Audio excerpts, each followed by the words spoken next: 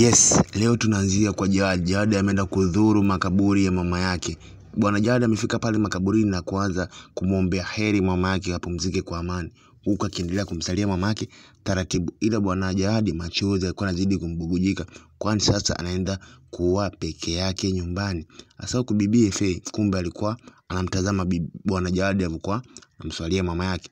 Hasa mwisho wa siku bibi akamfuata Jawad pale kaburini kwa mama yake, huku Bwana Jawad akiwa anaendelea kutokwa na machozi na kuzidi kumkumbuka mama yake bila hata kumwambia chochote bibi Faye, mrembo Faye. Ila Faye alipofika pale na alianza sasa kumwongelea kwamba najua itakuwa sio rahisi, najua itakuwa vigumu sana pale utakapoendelea kumkumbuka mama, ila ilikuwa kama mimi mwanzoni. Tafadhali muache mama apumzike kwa amani. Najua itakuwa vigumu mno, ila mwisho wa siku tazoea na maisha yataendelea kama kawaida.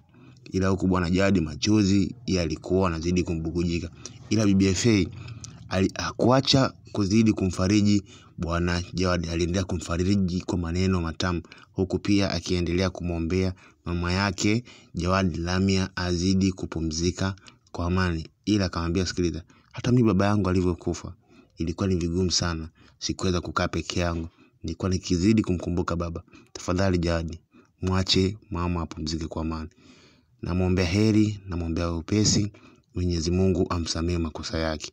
Huku Bwana Jawad alizidi kutokwa na machozi kama mtoto mdogo. Ila Jawad alijikaza kiume vibaya mno. Ila hasa Bwana Jawad akawa anakumbuka yale maneno aliyoambiwa na mama yake kwamba usimwache mjukuu wangu atakayezaliwa na Faye abaki naye yeye mwenyewe. Huku bibi Faye akiwa anataka kujiandaa zake kuondoka, kisha akamwangalia Bwana Jawad kwa mara ya mwisho, kisha bibi yule Faye akajiondokea zake pale maeneo ya kaburini.